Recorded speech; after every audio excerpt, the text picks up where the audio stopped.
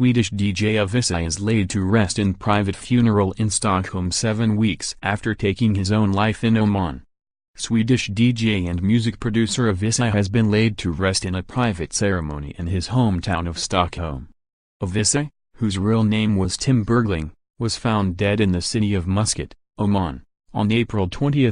Following his death, his family penned an open letter saying the 28-year-old could not go on any longer and wanted peace.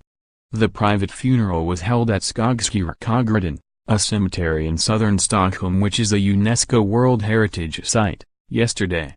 Avicii's friend Jesse Waits, a U.S. entrepreneur and nightclub owner, posted a picture on Instagram of the funeral order of service, simply captioned with a heart emoji. His brother-in-law Joachim Sterner also posted a picture from Skogskyrkogården yesterday, showing himself posing solemnly in front of a cross. Last month Avicii's Swedish publicist Ebba Lindqvist announced that the funeral would be held in the presence of the people who were closest to Tim, without providing any more details. No cause of death has been released, but in a statement last month Bergling's family appeared to suggest he took his own life, saying that he struggled with his thoughts and could not go on any longer.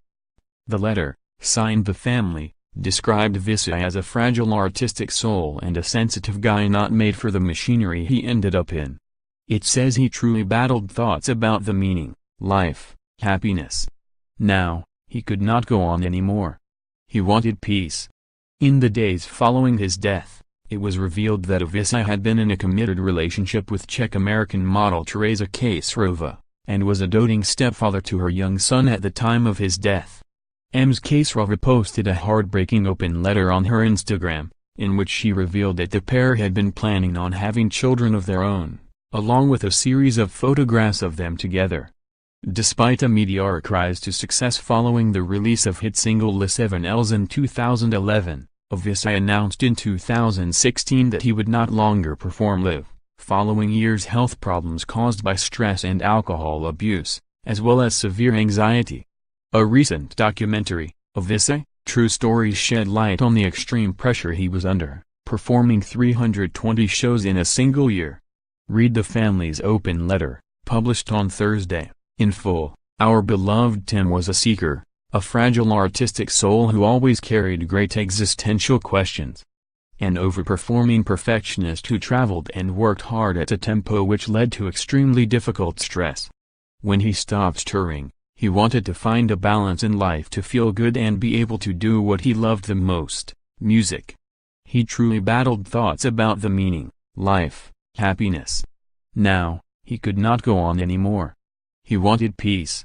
Tim was not made for the machinery he ended up in. He was a sensitive guy who loved his fans, but shunned the spotlight. The statement read, "Tim, you will forever be loved and missed. Who you were and your music will carry on the memory of you. We love you, the family."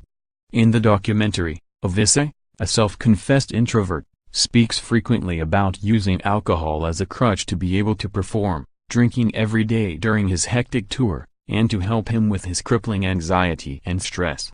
At the age of 21 he was diagnosed with acute pancreatitis, a potentially life-threatening inflammation of the pancreas, due in part to excessive drinking. In 2014, Bergling was again hospitalized and forced to have his gallbladder and appendix removed. Avicii made a fortune during his short career, cashing in $28 million in 2014 alone, earning $250,000 a night when playing out sold-out shows, according to GQ. Avicii himself was less bothered about his millions, saying in 2013 that he noticed straight away when I started making money, that I don't need that much money. In 2012 he donated the entire income of his U.S. tour, more than $1 million, to hunger relief charity Feeding America, and in 2013 he gave €1 million to Swedish aid organization Radio Hjälpen. Bergling grew up in affluent Östermalm in the Swedish capital Stockholm, and began producing music in high school.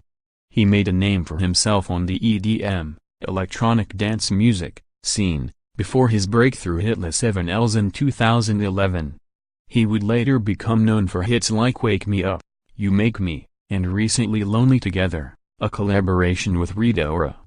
He won 2 MTV Music Awards, 1 Billboard Music Award and earned 2 Grammy nominations. Just 3 days before his death, in his final post on Twitter, Bergling thanked the Billboard Music Awards jury for his nomination in the Top Dance Electronic Album category for his EP Avicii, 01. He died on April 20 in Muscat, Oman, where he is reported to have been holidaying with friends.